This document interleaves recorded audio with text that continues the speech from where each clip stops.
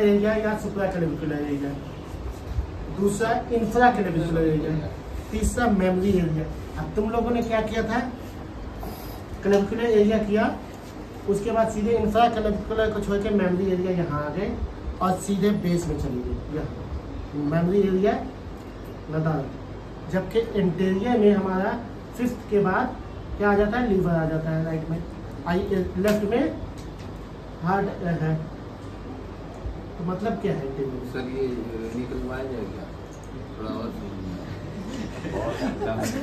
क्या ऐसे लग रहा है। ये हो गया। दूसरा तुम लोग तुम में से इसने किया है एक्सिलरी, इसने किया है एक्सिलरी, इसने किया है एक्सिलरी और तुमने किया एक्सिलरी। एक्सिलरी के लिए मैंने क्या पोजीशन बताया था हैंड का रखने का, बैक में हैंड रखना है, फोल्ड कराना है इस तरह से। करवाया क्या?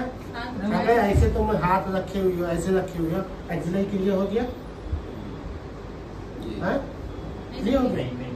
पीछे हाथ करवाया। दूसरी चीज तुम लोगों ने हैंड को क्या होल्ड करवाया, ये होल्ड करवाया। इतना में पूरा इसके पूरा क्लियर हो गया। मैंने क्या बताया, पूरा शोल्डर में रखना है। इसीलिए नहीं आ रहा था, अब देखिए क्लियर हुआ। इसके बोले है नहीं क्या मसल तो फिर से वापिस से याद रखो, चलो सीधा बैठो, वापिस से याद रखो, हम हर एक साइड का कभी भी यूनिलैटरल में एग्जामिन नहीं करेंगे। दोनों साइड का साइमल्टेनियसली, एक साइड जो होगा सेम में दूसरे साइड का नहीं करेंगे। एक साइड हो गया,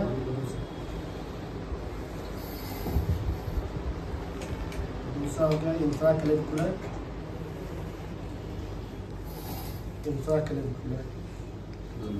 तीसरा हो गया मेमोरी।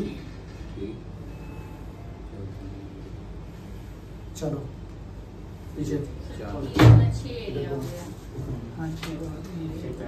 Axillary triangle,